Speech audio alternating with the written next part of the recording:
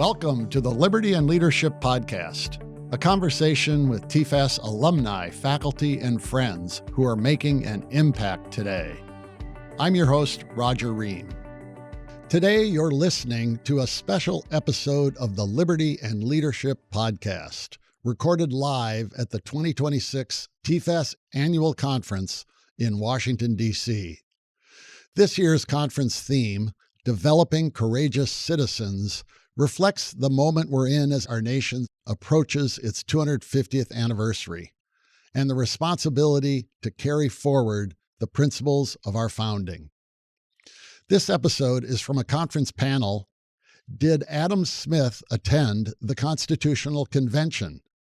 The panel features Ann Bradley, Ted Tucker, and Dominic Pino, who are all former guests on the Liberty and Leadership Podcast.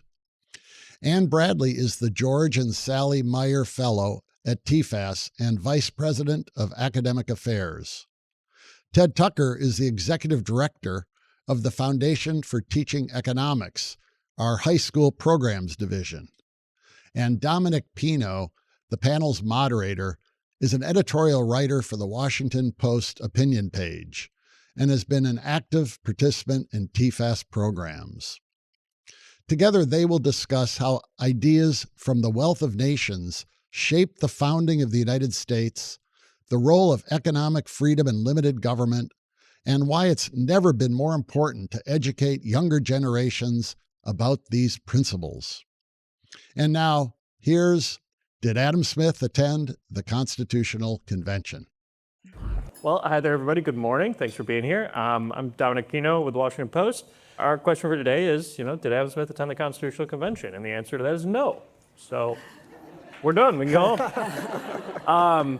No. It's obviously we're talking about it in a more figurative sense. How did Adam Smith's ideas influence the Constitutional Convention? How did they influence the founding of America in general? And to talk about that today, we got two people who are experts in educating young people, especially about economic ideas and about American history. So this is the 250th anniversary of the Declaration of Independence, as we all know. It is also the 250th anniversary of the publication of The Wealth of Nations, which was Adam Smith's masterpiece, really creating the foundation of modern economics. So big happy birthday to The Wealth of Nations. Talking about that first, we got Ann Bradley. Ann, can you tell us a little bit more about Adam Smith as the first development economist? Yes, sure. Well, good morning, everyone. It's a pleasure to be here. And I'd just like you to know that on Monday night, I brought a cake to my class to celebrate the birthday of the Wealth of Nations. So this is one way you can get students excited about these ideas, which bring them cake. But it is a remarkable thing for me to think about that, it was published in 1776, but in the mid-1760s, Adam Smith, a moral philosopher, really became the first development economist. He wasn't known as an economist. We didn't really have that job title in 1776 or 1760. And so it's a remarkable question that he set out to understand, an inquiry into the nature and the causes of the wealth of nations. And he did an empirical investigation to try to understand why some nations are rich and some nations are poor.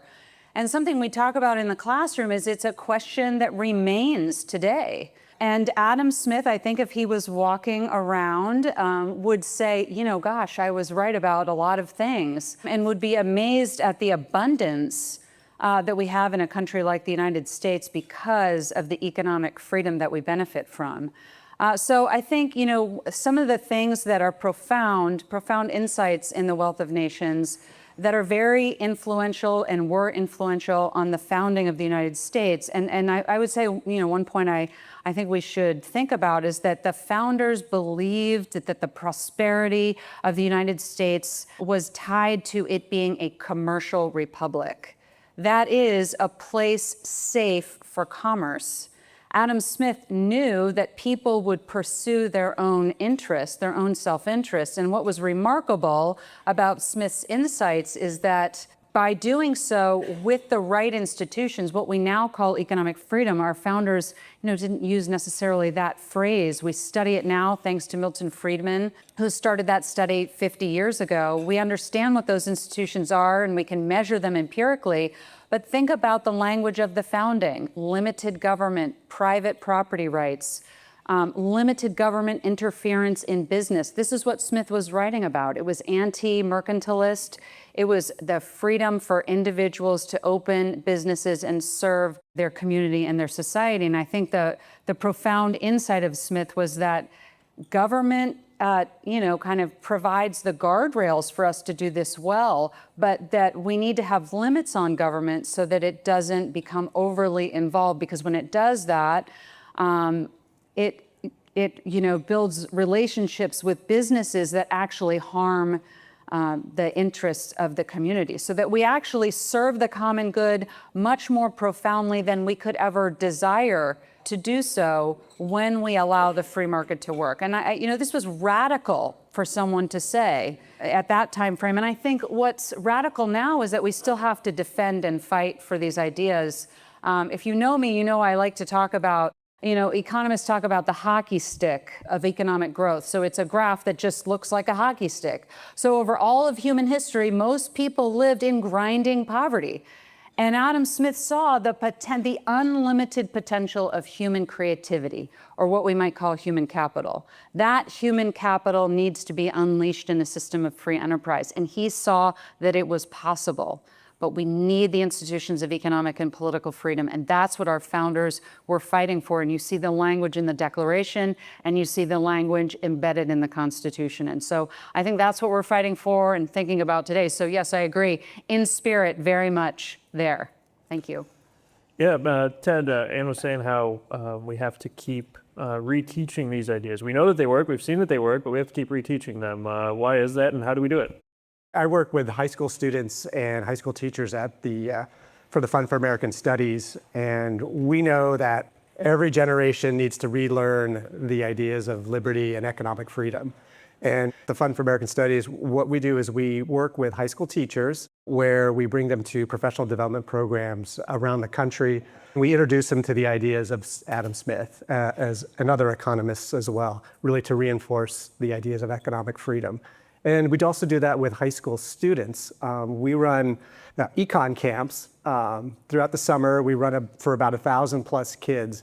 And the idea is that we're trying to, as Milton Friedman once said, we need to educate future leaders on economics. They need to understand economics.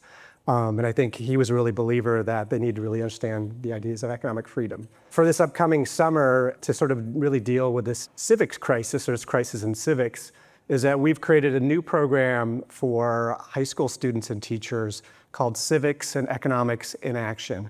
And the idea of the program, one of the key goals, is to bring the ideas of Adam Smith to teachers, to students, and so that they can be used in the classroom. And for our organization, one of the really highlights of what we do is experiential learning. The idea that students are going to learn by doing. And so we have a variety of activities that are fun, engaging, and really the idea is to get the students to internalize the concepts that are being taught. We can talk about Adam Smith all we want, but we've got to be able to teach it. And pedagogy is just so important. Yeah, and one of the things when we look back at the founding, one of the big advances that was made between the Articles of Confederation and the Constitution was the abolition of trade barriers between the states. This was a crazy idea at the time. It basically created the world's largest free trade zone in history up until that point, which was the 13 colonies, uniting them all as one. The Articles of Confederation let the colonies, do all sorts of tariffs and duties on each other, and the Constitution said you're not allowed to do that anymore. That seems like a pretty clear case of taking Adam Smith's ideas seriously by the founding generation, and has been a huge source of prosperity for the United States ever since then. And you look at other countries around the world, I mean, at that time, France had a bunch of internal trade barriers and caused a bunch of problems in France leading up to the revolution there. And still today, in Canada, They have trade barriers between the provinces in Canada that cause all sorts of problems. But the founders had the wisdom to shut down that problem before it even got started in 1789. What are some other things that we can look at of the founders taking ideas from Adam Smith, or at least ideas that are consistent with Smith's thinking, and putting them into practice? I think certainly the protection of private property, because you cannot get long-term investment and you can't get prosperity and economic development, economic growth without that thinking towards the long run. And so I think in a society where we don't have the protection of private property rights, which also, by the way, very much limits what the government can do. And so, I think the founders very much understood the potential of any government towards tyranny, that any government and any governing officials, no matter how well intentioned, and I think that's where Smith, you can see Smith as well, because he very much understood the human person. And so any person will have that potential to abuse power. And so the constraints that are kind of written into the founding documents and the protection of private property, the separation of power, the protection of contracts, the fulfillment of contracts. Again, you're not going to get development, business creation, which again is part of that, what I was talking about before, that unleashing of human capital. I think the tragedy today in the world is that there are countries that are still poor. When you think about what Adam Smith was writing about, everybody was poor in 1776. Even Adam Smith, by our standards, who was an elite, kind of wealthy person of his time. So today, the fact that we kind of know how to be wealthy, yet there are countries that still exist by our standards in grinding poverty, is a tragedy that can be solved, but it needs the right institutions. And I think, other countries can learn from the documents and the wisdom of our founders. I would just add the contract clause and the rule of law probably is so key. What makes our country so successful is the embracing of the institutions of capitalism, rule of law, open markets. Those are things that are just so important. And the contract clause, the commerce clause were all great pieces in that document that really have contributed to the wealth that we have. Yeah, one of the things that people on the left might say contributes to wealth is colonialism, the history of colonialism, that this has allowed some countries to benefit at the expense of others. And Smith talked about colonialism in the last part of Wealth of Nations. He's obviously writing from a British perspective, not the American one, but he was talking about the American colonies. And he made the point, actually, this is losing money. This is not a good way for Britain to make money. It would be better off, Britain would be better off if they just let the American colonies go. And he was writing that in 1776. Obviously, the American colonies also had something to say about that and did, in fact, go soon after that. What do you think about the durability of these ideas that Smith was already saying were wrong in 1776? Why do these ideas stick around? I guess one reason is that just maybe that attractiveness of power.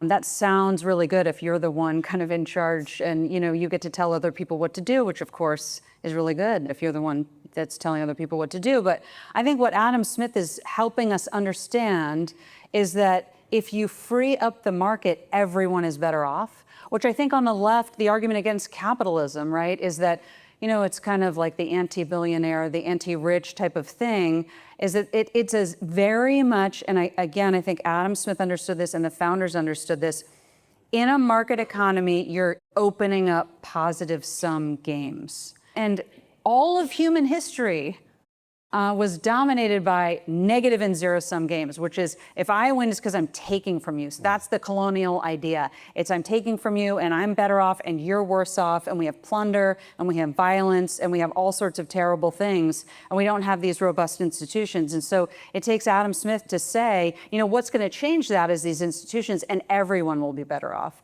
So I think it's not even just the, kind of these ideas about colonialism, but even in our own country about kind of, are the rich bad by definition? Because if you view the world as a fixed pie, then you are going to believe that. But Adam Smith showed us that opulence is unlimited. And again, I'm just overwhelmed that somebody could write that in 1776. It is remarkable to me. And we should be, let's read that again.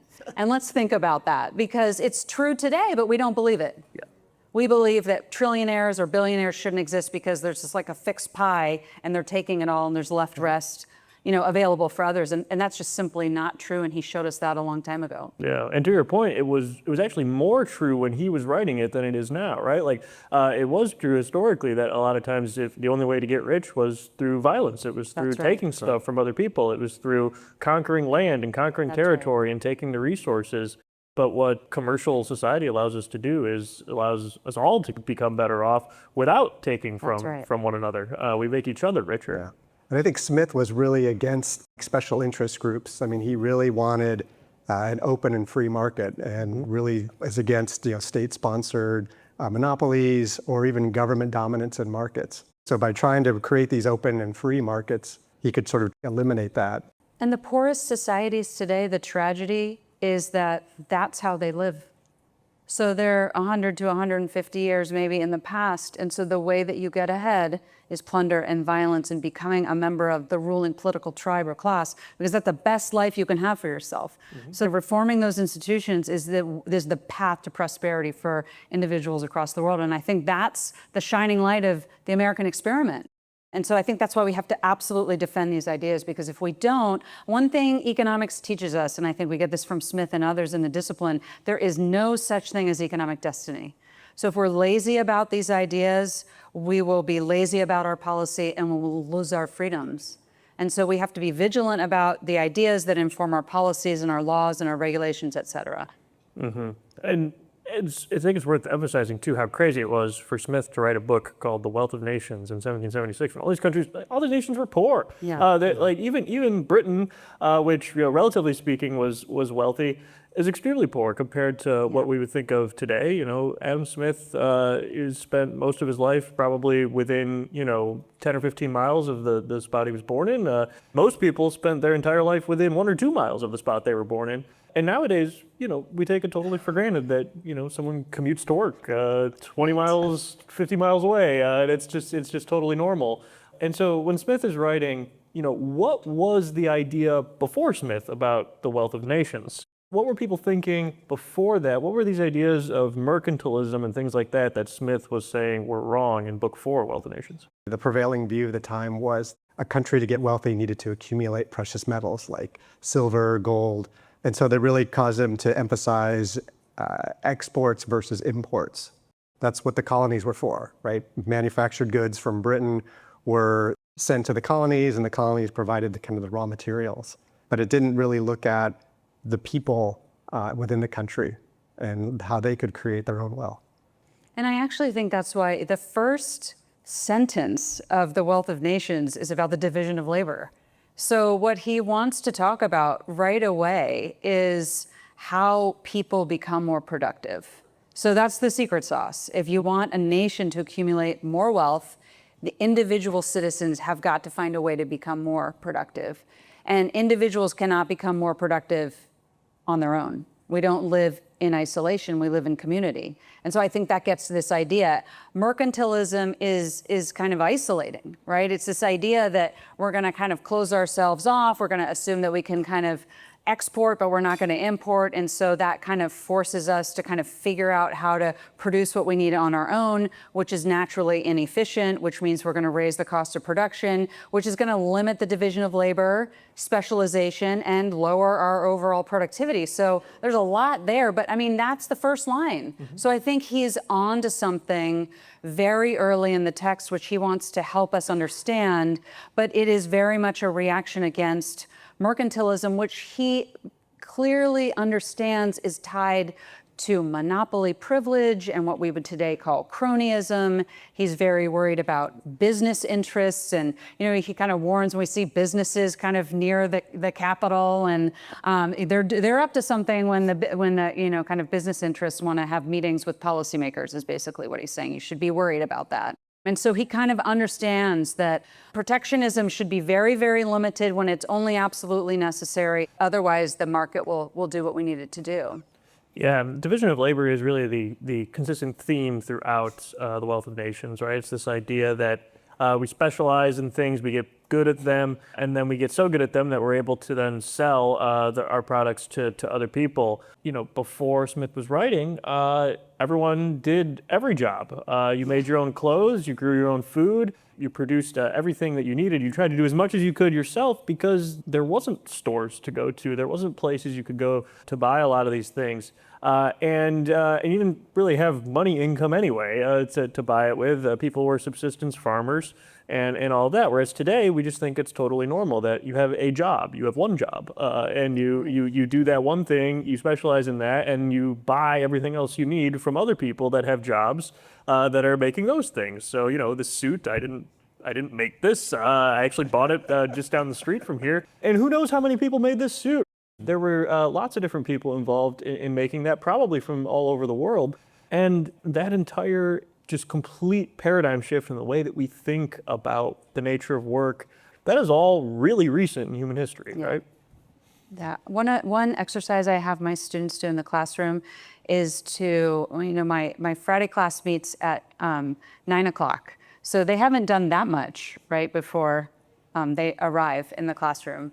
So I say, okay, I want you to just take 5 minutes and write down everything you have done from the moment you woke up until you arrived in the classroom, everything, just 5 minutes. And really what you learn quickly is you need more than 5 minutes because you've done a lot of things. And then we kind of try to talk about, okay, what are and then it's typical stuff, like I brushed my teeth and, I took a shower and I ate, and I'm like, well, what did you have?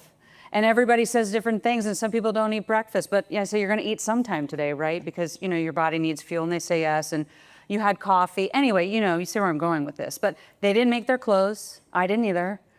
The oatmeal or the avocado, some people have fancy, avocado toast, some people have a donut, no judgment, but you didn't make any of it. Hey, I'm from California, I like avocado toast. Yeah, I like it too, it's great stuff. No judging, but it's like, what's in a Pop-Tart? I don't know, I don't have to know. It's just in the shelf. It's on the shelf and I can buy it if I want, or if I want to be healthy, I can do other things. So there's millions of people across the world that are decentralized, not communicating, and that stuff is just at the Harris Teeter or the Safeway or wherever you go, and you just give them a little bit of your money, and it seems very simple, and it's not.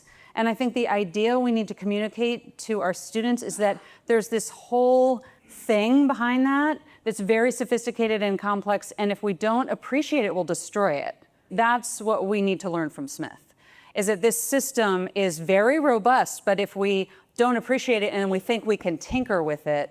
And so I think one of the lessons of Smith and others that come after him is that, the economy is not an engineering project. There are things in the world that are engineering projects, like building this building, but the economy is not one. So, it's that famous I-pencil essay. Nobody knows how to make a pencil, and if you tried, we wouldn't have pencils, and let alone an iPhone. So anyway, I think there's exercises we can do that FTE is doing where we try to deliver these very sophisticated messages in a simple way to kind of get some profound messages and lessons.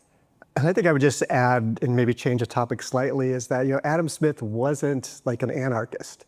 He really did believe that you needed government in some ways. I think we talked about the rule of law already and administration of justice, enforcing contracts. But I think the real key point always is to remember the word limited. He thought government should be small.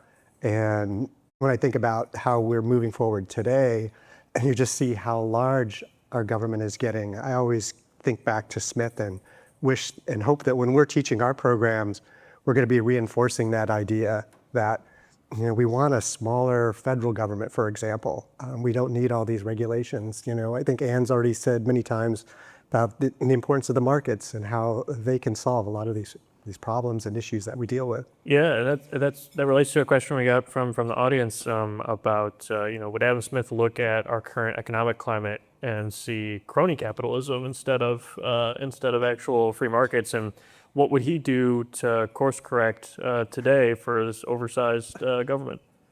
The way I try to answer this is looking at the economic freedom data, because I think it actually tells us very clearly where we can make improvements. And as you mentioned before, the rule of law, I think that's an area where we need to be very careful. But I also think regulation is one of the areas of how we measure economic freedom is limited government. That's one. So that's an area where I think we need to, Adam Smith would say, if government is increasing in both size and scope, then it is crowding out other arenas, both, I would say, the civil sector, but also the market sector. And then regulation. And so this is kind of runs against kind of what his general principle against mercantilism.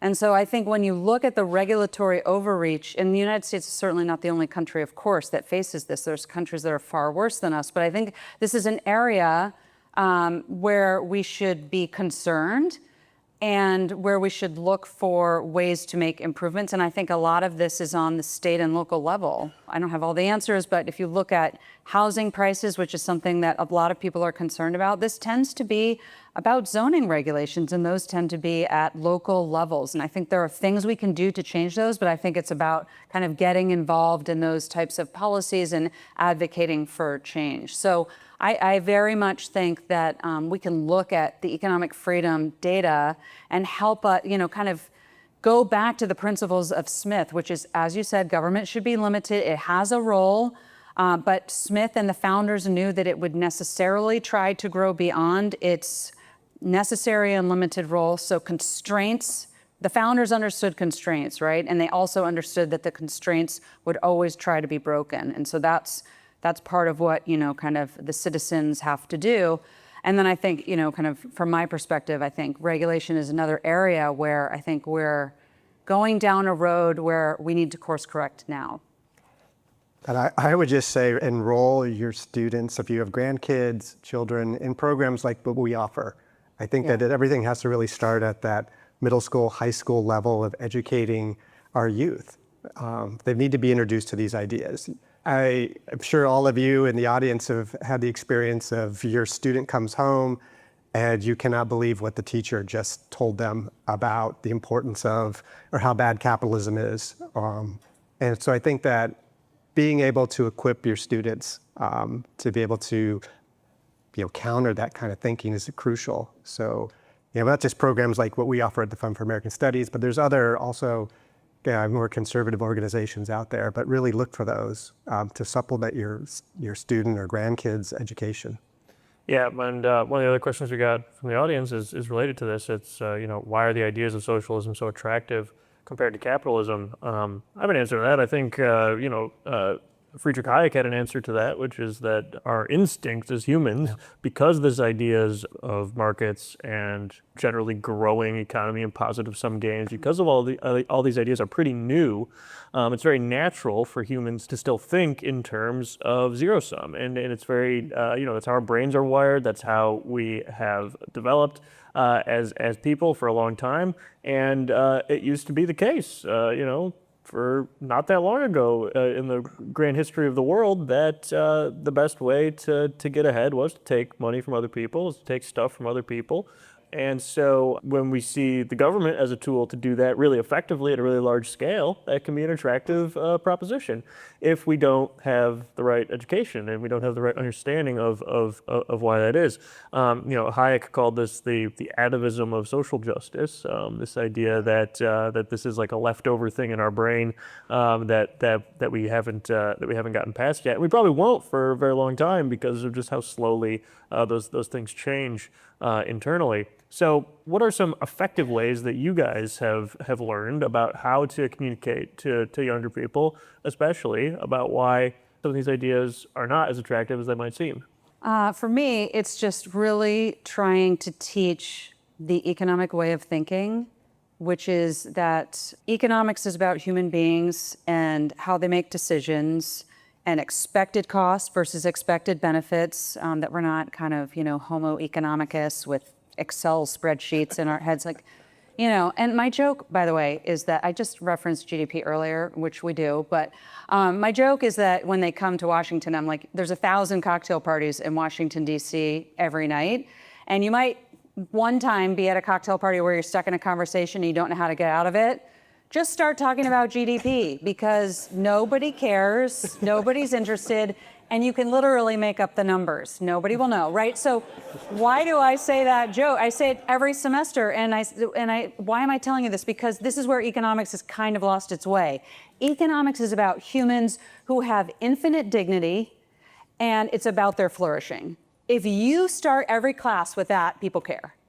It's about, these kids are going to graduate with their degrees. They're going to figure out where they go to college. They're going to have kids later. They're going to, what do I do? How do I figure out that? That's part of economics. And then the policy and the GDP and trade deficits and all this stuff comes later. It's part of it. But the core of economics is human beings who have dignity, who are limited, who need each other. We're social creatures, and figuring out the institutions that we need. If we start that way, and we teach the economic way of thinking, I think we can get them to this, because then socialism, which sounds better on paper, it really does.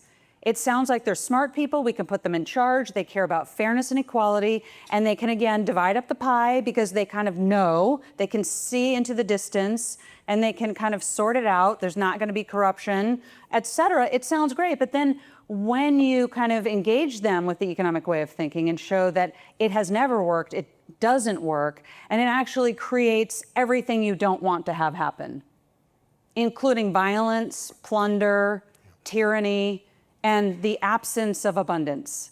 That, it takes a long time. You're not going to do that in one day, but I think you can do it. And I think when you do it with empathy and with an eye towards human flourishing, and not just like socialists are stupid and they don't get it, that's not helpful. But when we talk about and we ground it in the human person, I think they get really excited about it. So I like doing that. Yeah, for example, we do an activity called the magic of markets, or it's been known as the bag game or the trade game. It's an activity that's probably used, I would say, probably in about 20,000 classrooms around the country. And it's a simple activity that's really designed to show how voluntary trade can create wealth. And it starts with everybody has a brown paper bag, and inside the brown paper bag is some sort of tchotchke, potpourri, something very cheap and expensive. And the activity starts out with, okay, everybody look inside your bag, and on a scale, don't show anyone else, and on a scale from 1 to 5, 5 being the highest, 1 the lowest, rate your level of satisfaction with that item. And everyone does that. You quickly record it, and the teacher will record it up on a board or on a spreadsheet so everyone can see. And then you add all the scores up, you get a certain score. And then the next round of the activity is, okay, with the surrounding 4 or 5 people that are with you, go ahead and look and exchange, and you can trade within your small group. And so the students do that. And again, then the next question is, okay, after you've done your trades, rate your satisfaction with the item that you have. And again, scores I'll add it up. And then for the final round, okay, now you can trade with everyone in the classroom. So all 40 kids can go and trade.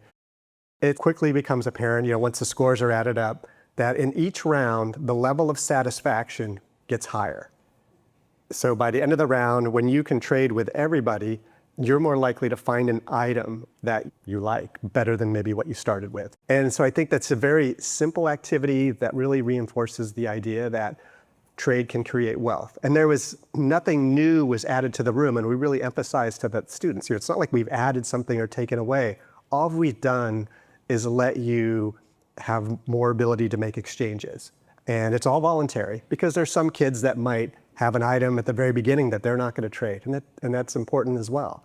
Those kind of activities that are very interactive, that are really going to sort of help reinforce this idea about trade creating wealth, I think are just so important and simple. And as I said, this activity repeated thousands of times, and the results are almost always the same. Yeah, no, that's a great example. And like you said, that doesn't even take into account economic growth, right? You didn't even add any new products to the room, whereas in real life, we also are increasing the number of options, the number of things available too. So just think about how much more powerful it is in real life. One of the other questions we got from the audience is about trust and about free markets creating trust. I think one of the things that Ann was talking about earlier, which is we trust certain brands over other brands and things that they have in the store because they develop a reputation, and we trust them for quality, for just that we like them better than other things. So I think that's one form of markets creating trust. But there's also a criticism of markets sometimes that they destroy some kinds of trust, because instead of only being around people in your community, you're now interacting with people across the planet. You don't even realize it, and this can be destructive of trust. So how do we think about markets and trust, and maybe alternatives to markets and trust? I'm an Amazon shopper, so I'm pretty trustworthy of people everywhere in the world. I think a lot of it all comes down to information. Yes, you may order something from Amazon or buy a product that maybe you don't like, but you can quickly, easily, especially nowadays with the power of social media, you can share that information. So collecting information on products or brands is even easier now than it was 20 years ago or 30 years ago.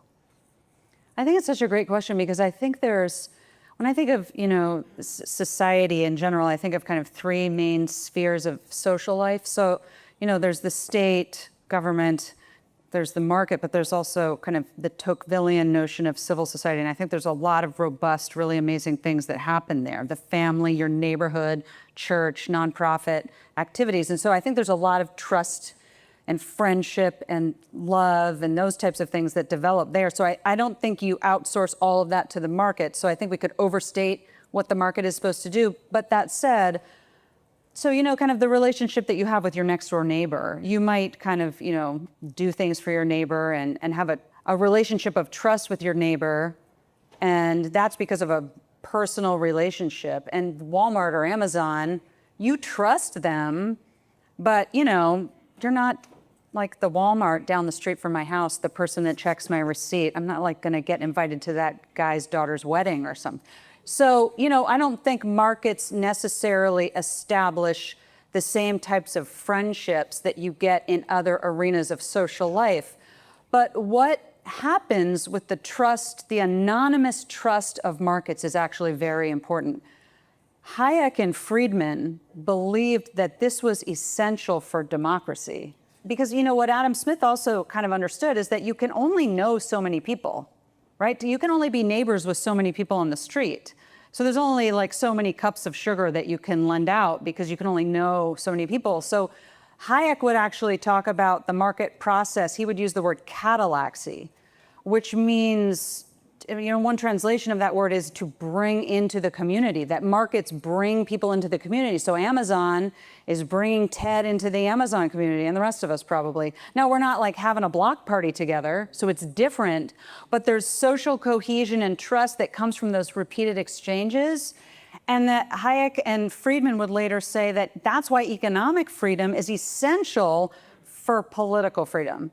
You have to have some type of free market economy to have a lasting democracy. And their argument was that this is the bonds of that social trust among anonymous, decentralized people is what gets you the trust you need in a democratic society. So I actually think that's such a great question because we understate that power of markets. But I think we could overstate it too, right? Like, I don't love everybody at Amazon. I don't even know them. There's such power in that anonymous trust. So. Yeah, and who you really don't know as well is the government, right? You don't know them either. Former George Mason professor Walter Williams had a famous example where he talked about talking to members of Congress who were saying, look, we care about your children. We want them to succeed. And Williams asked them, what's my daughter's name? Like, if you care about them, you should at least know their name, right? And obviously they don't, because they don't actually know his children. They don't actually care about them in the same way that you would care about them if you're friends with them, right? And I think there's a tendency for people to treat the government, if not the actual government, but the idea of government as their friend and as somebody who's going to help them and look out for them. And that definitely was not how the founding fathers thought about the government, right? If you read the Declaration of Independence, they have a big list of reasons that they don't trust the government to do those kind of things. And I think there's good historical evidence for that being the case. And this is something that we should be more focused on of, why do you trust those guys? Like you were saying, Ann, about how, on paper, socialism, sounds great. We get these experts in, they look at everything, they divide it up fairly. And it's like, have you seen the people in this city? Like I don't trust these guys to be doing that, right? This is not a partisan statement either. I mean, I don't trust them at all. And so, I think the trust in markets, much better track record there of it actually working and making people better off. And can I say one more thing on that? Please. I think it's all about incentives, right? So I think the case we have to make against giving the government too many responsibilities is not just, it's an efficiency argument, of course, which is what we've been talking about, but it's always about incentives. So what you were just saying, Dominic, is the government can only do things through bureaucracy. That's it. It's not a market firm that operates on profit and loss. And this is true whether it's the North Korean government or the United States. Anytime any government wants to do anything, bureaucracy. So bureaucracies have to treat its kind of customers, if you will, as generic people. And, Chick-fil-A or Starbucks doesn't do that. So that's the incentives part. If Starbucks gives me a latte that's like too cold or, they messed it up, they care about that even though they don't know me. So if I go back and I say, this is not what I ordered, it's not what I want, what are they going to do? They're going to repair that because even though they don't know me, maybe I never go to that Starbucks. They don't want to lose my business. They don't want me to go to social media and say this Starbucks is terrible, et cetera, because of profit and loss, not because there's good people running Starbucks and there's bad people running the Department of Education. It's not about the people. That's a Smith insight. The people are the people. It's always about the incentives. And so that's why kind of the idea the founders had is they knew that. So we have to kind of think about limiting bureaucracy as much as possible because it's all a story of incentives all the way down. And furthermore, in private sector, there's always the choice to not care about your customers, but then you go out of business. And that's a good thing. Government never goes out of business. Right. One of the other goals we talked about, our new Civics and Economics in Action program for students and teachers, is really to combat this belief that I think young voters have that first public servants are selfless. We really need to make sure that public servants that are elected, they respond to incentives predictably just like everyone else does in the private market. And then I think as important is fighting the idea that I think a lot of young voters tend to think that government programs or public goods are different than private goods. And I think the same cost-benefit analysis, the same opportunity cost that gets applied to the private sector needs to be applied to government and government programs and bureaucracies as well. I think that's a very key thing that young voters really need to understand and learn. So we only have a little bit of time left. What are some closing things to think about for the 250th of America and of the Wealth of Nations, and how Adam Smith can influence our thinking going forward as we continue to work within the Constitution that was created back in those times? Well, I think, it's never too late to start reading Adam Smith. Even if you just read the first 4 chapters of book 1, it's very rich. No joke, no pun intended, I guess. But I think if you read that alongside the Declaration, is a very valuable exercise because you will see some of the deep insights of Smith in terms of his ideas about the wealth generation. And I guess I would go back to one more thing and say something I said at the beginning. I think, and I try to teach this in the classroom, we have to understand wealth. Wealth has causes. Poverty was the starting point.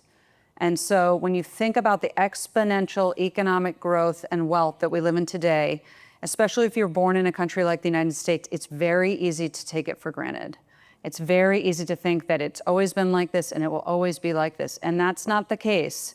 So we have to kind of defend these institutions of economic and political freedom and understand where they come from. That will also allow us to be good humanitarians in the world through free trade and other means. And so I think that's, kind of why we celebrate the 250th anniversary of both of these documents. I agree with everything you just said. Ditto. I love that. All right. Wonderful. Well, thanks so much for your time, and thanks for this great conversation. Great. Thank you. That was Ann Bradley, Ted Tucker, and Dominic Pino. It's a reminder that the ideas we often take for granted, free markets, limited government, and the rule of law, did not emerge by accident. They were developed, debated, and ultimately built into the foundation of the American system. And as you've just heard, these ideas still require explanation and defense. Every generation has to relearn them. Every generation has to decide whether it will preserve them. That's the work TFAS is committed to. Educating students and teachers, equipping future generations, and ensuring that these principles remain understood and applied in the years ahead. Thanks for listening. We'll see you next time on Liberty and Leadership. Thank you for listening to the Liberty and Leadership Podcast. If you have a comment or question, please drop us an email at podcast@tfas.org. And be sure to subscribe to the show on your favorite podcast app and leave a 5-star review. Liberty and Leadership is produced at Podville Media. I'm your host, Roger Ream, and until next time, show courage in things large and small.